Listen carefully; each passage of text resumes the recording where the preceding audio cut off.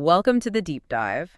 Today, we're getting into a really fascinating figure, Franklin D. Roosevelt. Absolutely. A giant of American history. Yeah, and we've got some interesting source material here. Excerpts from a video, FDR Secrets Behind the Legend, plus info from the White House Historical Association, and the Miller Center, too. Right. So a mix of straight history and, well, some more provocative questions from that video source especially. Our aim is to kind of unpack the legend a bit, using these sources. See what they suggest about the man behind the image, Exactly. The White House and Miller Center lay out the facts, the timeline, the big crises. The Great Depression, World War II. Monumental stuff. And then the video layers on these questions about secrets, influence, hidden calculations maybe. It makes for a richer picture when you put them together. And FDR's significance is just huge.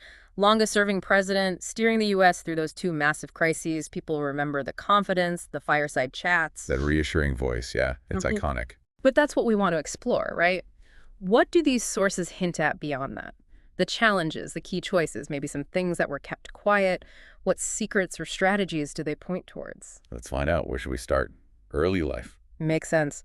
So the standard bio from the White House and Miller Center sources, born 1882, Hyde Park, wealthy family, Harvard, Columbia Law. Right, the privileged background. Married Eleanor in 1905. And he gets into public service pretty early, following his cousin Teddy Roosevelt's path, but as a Democrat. New York Senate, 1910. Assistant Secretary of the Navy in 13, VP nominee in 1920. So definitely on a trajectory. But then 1921 happens, polio. Yeah, a huge blow, age 39. The sources call it a profound personal tragedy. Left him paralyzed from the waist down. And this is where that video source poses an interesting question, doesn't it? It talks about this period where his condition wasn't really public knowledge. It asks, was this a kind of secret transformation? Like, did dealing with that immense personal struggle, mostly out of sight, give him some unique insight into suffering? Or did it, make him vulnerable in ways we didn't see? It's a compelling frame. The White House source pushes back a bit. Maybe it stresses his indomitable courage. Right. Fighting to get some movement back, the swimming. And that dramatic moment in 24, Yeah. nominating Al Smith on crutches, that was a very public display of determination. So it shows his fight, maybe counters the vulnerability idea, but it also highlights just how real and significant the physical challenge was, something he had to constantly manage or, conceal to some extent. Yeah, exactly. It makes you think, doesn't it? How does overcoming something like that, largely in private, shape you, especially when you later have to lead a whole nation through its suffering? It adds a whole different dimension to the leader we think we know. Definitely. Okay, so let's jump ahead. November 1932, he's elected president. Right into the teeth of the Great Depression. I mean, the situation was dire. The White House source paints a grim picture. 13 million unemployed. By the inauguration in March 33, nearly every bank was closed. Just imagine that level of panic and despair. And this is the context for the New Deal. FDR promises prompt, vigorous action. And delivers that iconic line in his inaugural address, "The only thing we have to fear is fear itself," which the White House source highlights. The video source calls the New Deal a revolutionary expansion of government power, tackling the crisis head-on. And it really was revolutionary for its time, the first 100 days you hear about. Yeah, the White House source mentions that sweeping program, recovery, relief, reform. And specific things people still know today, the CCC, the TVA, both sources point to those as, like, physically reshaping the country. But it wasn't universally popular, was it? Not at all. This is where the video source brings in the criticism. It mentions whispers of an unprecedented centralization of power, a move away from, traditional American values. So the video asks, was it just crisis management or maybe a calculated step towards a grander vision, something more permanent? And the White House source confirms there was real pushback. By 1935, business leaders, bankers, they were scared. They feared his experiments, right? Yeah. Taking the U.S. off the gold standard. That was huge. Running deficits, concessions to labor. All things that rattled the establishment. Taking the nation off gold was meant to fight deflation, but it felt radical. But he didn't back down. The White House source talks about a new program of reform in 35. Yeah, that's when you get Social Security. Heavier taxes on the rich, more controls on banks, utilities, huge work relief programs. He doubled down, really. And who's helping him shape all this? The video brings up the brain trust. Right, this eclectic group of intellectuals and experts. And the video implies their influence was massive, raising questions like, how much power did they really have? Or their hidden agendas. Different intellectual currents may be known only to them. The video even flits the idea. Was FDR leading, or was he being guided by these unseen hands? It makes you think about that inner circle dynamic, especially in a crisis. How much is the leader? How much is the team? It's a classic question. Still, the White House source reminds us he won re-election in '36 by a landslide over Landon. Suggests the public was largely on board, despite the critics. Though we still face fights. Like the whole court packing thing the White House source mentions. Right, trying to add justices to the Supreme Court after they struck down New Deal laws. That didn't fly in Congress. No, it failed. Shows the limits, even with a landslide mandate. So the New Deal era, through these sources, it's the big programs, the historical facts, but also these underlying questions about power, influence, maybe even vision. A real tension there, isn't there, between necessary action and the expansion of government? Which transitions us nicely, I suppose. While America's dealing with the Depression, the world stage is heating up. Yeah, war brewing in Europe, Asia. And the video source points out America was deeply isolationist at the time. So FDR's walking a tightrope. The White House source says he wanted to keep the U.S. out, but also help nations under attack. Which led to things like Lend-Lease, right? Providing aid without direct involvement, the video calls that, and the Atlantic Charter, masterful. Strategic moves, definitely.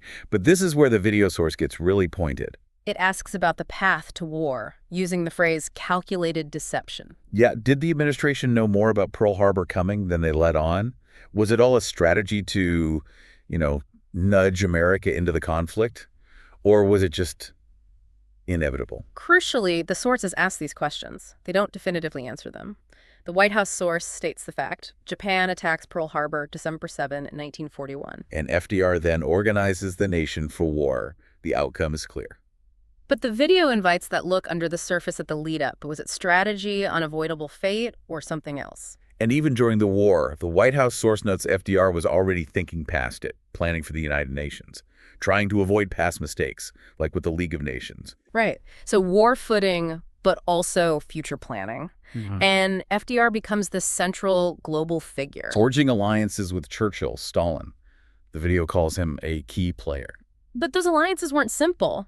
The video mentions Yalta specifically. Says it remains shrouded in controversy. Hints at whispers of concessions made to the Soviets, again suggesting complex deals behind the scenes. And then there's what the video calls the ultimate secret. The Manhattan Project, building the atomic bomb. Known only to a handful of people, the video poses some heavy questions there. How much did FDR really know? What did he understand about its implications? What kind of chilling realizations did he carry about the future because of it? Imagine holding that knowledge.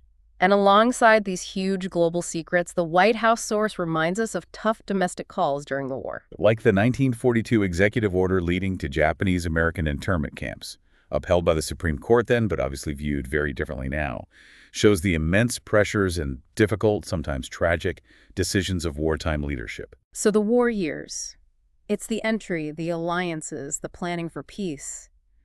But the video pushes. What were the real calculations? The hidden dynamics, the weight of world-changing secrets. Makes you really consider the burdens on a leader in that kind of global firestorm. Which leads us to his final chapter, Unprecedented, doesn't even cover it. Winning a fourth term in November 1944. The White House source stresses how that broke all precedent. 12 years in office, as the Miller Center notes, unparalleled scope. But his health was failing by then. The video calls it a closely guarded secret. And the White House source confirms it.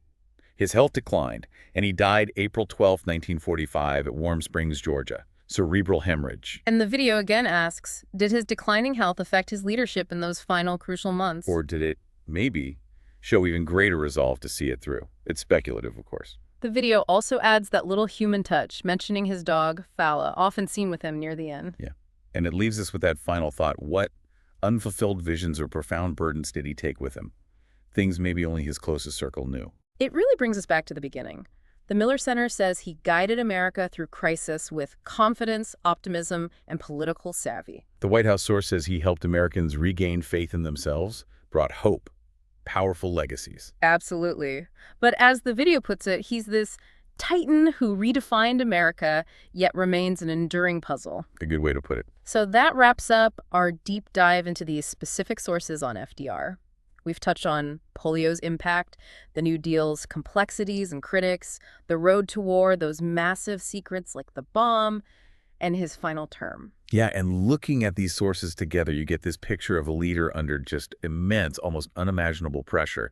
Celebrated, yes, but these materials invite you to peel back the layers. To think about the influences, the possible strategies, the secrets, the personal costs, things that weren't always visible but were likely shaping everything. It underscores that even with figures we think we know so well, there are always more questions, different angles to consider based on the sources you look at. And maybe a final thought for you, listening to all this.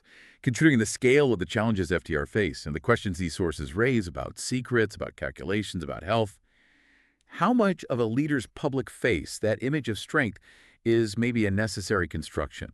And how does the sheer weight of those unseen pressures and hidden realities actually steer the course of history?